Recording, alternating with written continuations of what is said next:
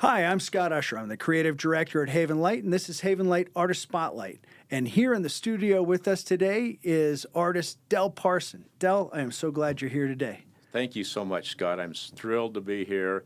By the way, this is a really good friend of mine. We've been fishing a number of times.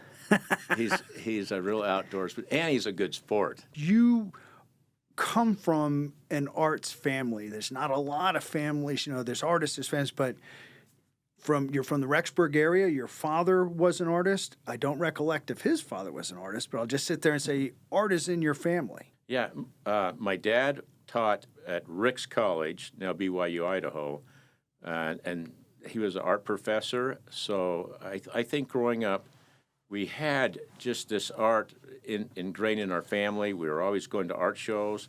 My dad, as a teacher, would have his children help him do the grades. So we'd line them up and we'd say, which one do we like the best and which one do we like the worst? And you really ask, why is one piece better, or why is something, that draws you? And I've really found, for me, it's an emotion.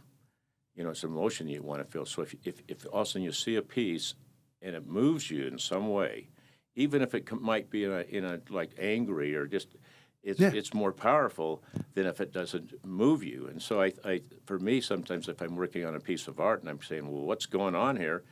Well, what am I trying to feel here? If I want to say I want to see love or something, now how do you do that? And sometimes you try really hard, and sometimes it works, and then sometimes it doesn't.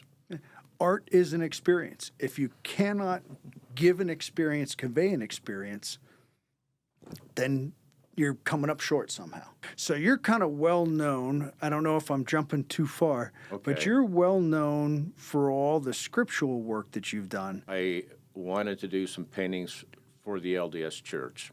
Yep. And so I went and took my portfolio in and would do, every once in a while, I'd do a painting for the Ensign magazine at that time. Yep. If you are a good painter, the Ensign help move you along. Right. Yeah. Probably another event that happened with me is along the way, my wife and daughter were killed in a car accident. I know about that. Yeah. Yeah. Yeah. And, devastating. Mm-hmm. Devastating. But I felt like God helped me through that. I felt the love of God. I just really felt the love of God. A short period after that, I was asked to do the painting I think we were going to talk about, the Red Robe Christ. The Red Robe, yep. And I was actually asked to do 3 paintings: the Red Robe Christ, Christ washing Peter's feet with the apostles around, and also Christ knocking at the door. Probably. Did we want to talk about let's talk about Red Robe for a minute. We're there. Okay, here we are. It's a time to talk, because this is, if I'm with you and we're doing something, the number of folks that come up and, that image, if you did a mission, that was a image that was out on the mission with you, but kind of in its modern incarnation, this is almost a piece that helps start what this business is that we do now. I'm going to tell you the story, so you'll probably verify that. Yeah. But anyway, I was asked to do the painting, and I went and visited with some. It was called the Correlation Committee. It's some general authorities, and they talked to me about this painting. And this is the direction I was given. They said, we want to have a special painting. So pressure. We want a special painting. We want a Mormon image. That's the way they described it. Probably they would have said the Church of Jesus Christ of Latter-day Saints. Yeah. But they said we'd as like opposed to a Catholic image. And there was a difference. Yeah, there was. And what it was what they wanted. They wanted to have more of a masculine image, and more strong and masculine. They thought that would be, and they said that some of the image that that was out there at that time wasn't what they wanted. So the idea was a stronger, masculine image of the Savior, and so like whenever you do a painting like this for the church, This is what the procedure is. We want to see a sketch. And so I went out but I remember driving home. I lived in Idaho at the time.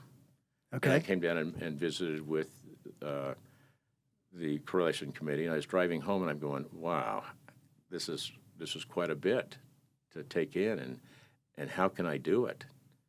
And I hadn't painted Christ before. Mm-hmm. So I just go, and in the committee, we talked about some of the apostles or prophets had seen, kind of described Christ a little bit.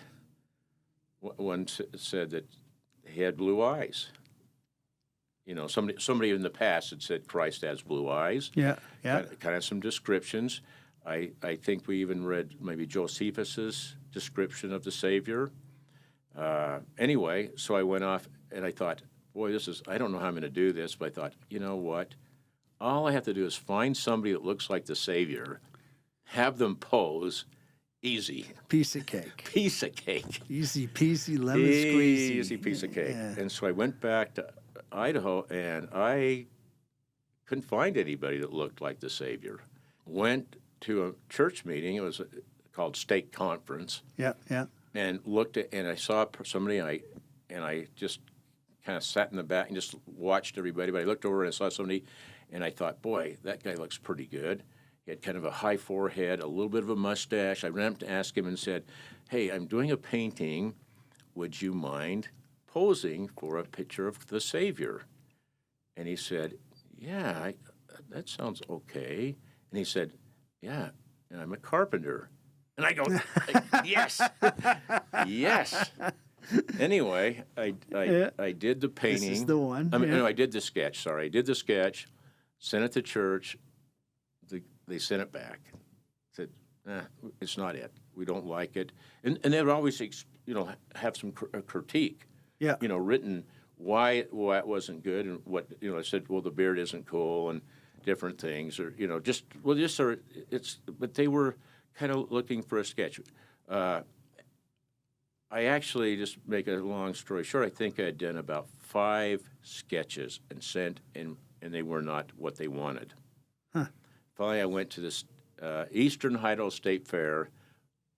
It's in Blackfoot, Idaho, and my wife and I were just there to see if we could find a face. Yeah. And we were walking along, and my wife said, "Look over there."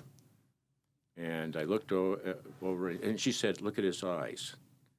And I looked over and noticed this guy's eyes. And so I went over and asked him to pose, and I did a sketch and sent it to the church. And you might block this out, but I'm going to tell you what happened. One night I was asleep, and I had a dream. And I dreamt that somebody came and told me that in the morning the church was going to call me and tell me that sketch was not going to work. In the morning the phone rang, and I answered it. It was the art director, and they said, "Will you do us another sketch? That sketch won't work." And I said, "Sure." But about 3 days later, the sketch came back in the mail, and it was like a single written letter, single spacing on both sides. Said, "Don't worry about doing another sketch, but develop this into a painting, but do these things." Okay. And they were kind of descriptive things, kind of like, "This is what we want you to do." And it was things a little bit ambiguous, too, like it was more intensity, more love, older looking, more Jewish looking, wider shoulders. Anyway, so I started doing the painting. And I worked on it for 9 days, and I looked at it, and I told my wife, "What do you think?" And she looked at it, she goes, "Oh, yeah." And I go, "I failed.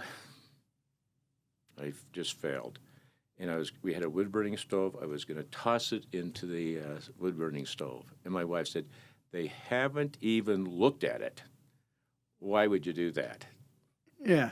So she packed it up and sent it to the church. You wouldn't even do that. She did. I was gonna just start over, and it was because I was trying as hard as I could, and I honestly would pray as hard as I could. I would just work as hard as I could on, and I think it's difficult because you're painting deity. Yeah. Just greatest person that ever lived, and you're trying to get it to look decent, and the church has already come to you and said, by the way, we're probably going to use this as the way we're going to represent it to everybody. Right. I don't know. And anyway, we sent it to church, and then they sent it back and said, we'd like to do a couple things. The robe, its neckline was a little bit lower, and he said, for modesty, raise it up a little bit. So I raised it up a little bit. And one of the eyes, they said, we'd like you to move it out, move the eyes so they're a little bit wider. Huh. So I moved the eyes out a little bit wider and sent it back. And then I didn't hear anything for a little while, and then all of a sudden the art director called me and said, hey, your painting of the Red Robe Christ. I go, here we go again. We're going to be doing some other things, And he said, we're going to make prints for all the general authorities of the church and give them for Christmas presents this year of your painting. Would you mind signing them? First you heard they accepted it. That was it. That was the accepting. Yeah. And I said, you bet. And then they said, we have an extra print. We have some extra ones. Would you like one? And my wife was there, and I said, hey, honey, there's going to be some prints of the Savior. Would you like one? And she said this, what on earth would we do with a print of the Savior?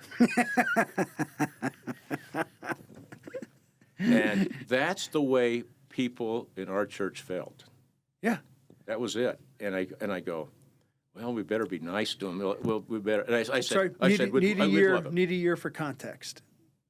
What year did you do this? 1983. 1983. 1983. As late as 1983, the thought wasn't there that I could put that image on my wall. I think that's pretty late. Yeah. Anyway, so we got the print, and it seemed like the church, though, I think with that print, encouraged people to have a painting hanging on their wall and a painting of the Savior. It wasn't me, but it seemed like, and then that painting was on the Ensign magazine cover. Personally, I felt like God was helping you, even though I felt I failed. I really tried. So I kind of think with that painting, I think there's something there, a spirituality, something that is there, because I know sometimes you see a painting and you never see it again. Yep. That happens quite often, but that one seemed to be something a little different. It was true. They see it, they saw it, and it's what we expect here. Right. It's what it should be.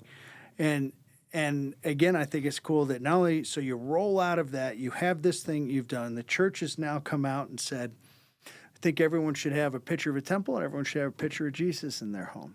Okay, that's kind of the beginning of what this Christian art business is. So let's talk about a couple of individual pieces. Right. Like I say, we've talked about, Christ in the Red Robe. One of the pieces, like I say, people see that all over the place. I'd probably say the second most known scene piece has got to be Perfect Love. Right. And again, you had to set out to do something with this. When you set out to do what that was, could you have imagined that have the impact that it does? Actually, this painting is probably my sixth or more attempt at Christ with children. I think I really thought this one through. What I wanted to just really show is, like the title says, Christ's love. Yeah. Christ's love. And so when I was doing the painting, I thought, well, how am I going to do that? How do you show love? And I thought the children would be more of maybe a better way than an adult for some reason, because it just seems like they're so innocent, and Yeah. there they are. I think the number one thing I wanted to do was he loves us, and he's accessible, that we can relate to him. So I sometimes things just happen too, but I'm just thrilled that he's smiling. That one little girl feels so much at ease with him. But I also kind of like the other little girl saying, I kind of want to, I don't know, maybe a little bit back, back a little bit, not quite so into it. I think a couple things that maybe somebody might not know about a painting. When I was doing this painting, I was thinking of a circular composition. This is talk about the design here, because this is a well-designed painting. Yeah. Okay. So how do you make a circular composition? Do you want me to show it? Yeah, go. Let's Okay. show us what you can do. Here we go. So if you start right down here, instead of just maybe pulling that up there, there's kind of this circular composition. You come up here, and then I would get about right here, and then how do you get from here to here? So I just put some maybe light, and then back here, this line here. So just a circular, your eye just keeps moving around. Like even where, this is probably like underneath the painting, I was thinking of what's called the golden mean. Yes. The golden mean is the eye, like the Greeks said, this is the most perfect ratio. Yeah. So I actually got on this painting, I got my calculator out, got my yardstick, and decided exactly where the golden means were in this painting. Reveal. One golden mean is right there, and the other one, of course, is right there. Yeah. So that's the golden mean. The reason I call it perfect love, because I tried to make it perfect. Is it perfect? Sometimes I look at it right now and I'm going, well, what about there? Just a little. But I try to make it as perfect. I think I worked on this painting 3 months. I'm going to tell you, it was awesome having you here today. The day we sat in that diner and you gave me your testimony is one of the best days I've had, and I have appreciated that to this day. And I want to thank you for that again. And I'll just say it's been a real pleasure having the chance to know you and spend the time with you here. And I'm glad everybody's had a chance to get a little bit of insight into who you are, because you're one of my favorite people. Well, I think what I've always thoroughly enjoyed you, Scott. I think, Scott, you are just, I think that you love art and you want to promote it. You want to help people, not just me, but any artist that you see. And you've been such a wonderful person for the arts. And I think you're in the perfect place. And I just want to wish you the best. And thank Stay out you. of trouble. Stay out of trouble for sure. But thank you for the opportunity to visit with you today. Yeah. I appreciate it. We're going to have you back up again. I'm Scott Usher. I'm the creative director for Haven Light, and this has been Haven Light Artist Spotlight with Del Parson. Thanks for coming in again. Thank you very much, Scott.